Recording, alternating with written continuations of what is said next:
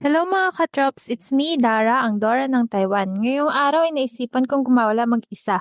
Dito pa nga lang sa pag-uwi ay nasimula na ako mag-video at pagka-uwi ko nga ay nagbihis na ako. Pero bago yon ay kumain muna ako at nag-antay ng daan ng bus.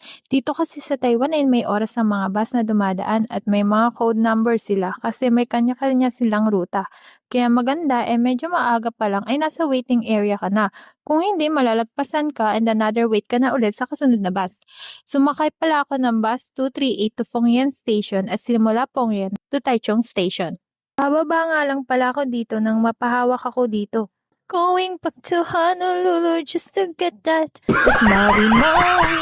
Pagkababa nga pala, kumain ulit ako kasi tanghali na pero isang subo ko nga lang in 3, 2, 1.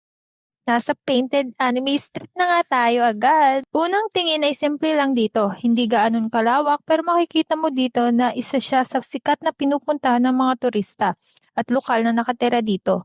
Tahimik din dito at kanya-kanya ng pesto para makakuha ka ng magandang picture. Mababait din sila kasi nagpapaubayaan at nagbibigay ng taan para makakuha ka ng magandang shot dito. Ang anime nga pala ang isa sa libangan ko at pampapatay oras o kaya naman pag naboboard ako lalo na pag rest day. Panggabi kasi ako at sa umaga tulog naman. Kaya pagagala ka talaga, gising ka 48 hours. At isa sa pinaka-favorite ko na anime ay One Piece, Saitama, at Hero Academia at marami pang iba. Fun fact nga pala, dalawang beses ko na nakapunta dito at may nakasama na rin ako noon. Marami na nga ring nag-content dito at isa ka sa makikisali. Paano ba yan? Hanggang dito na lang ang video ko. Bye-bye!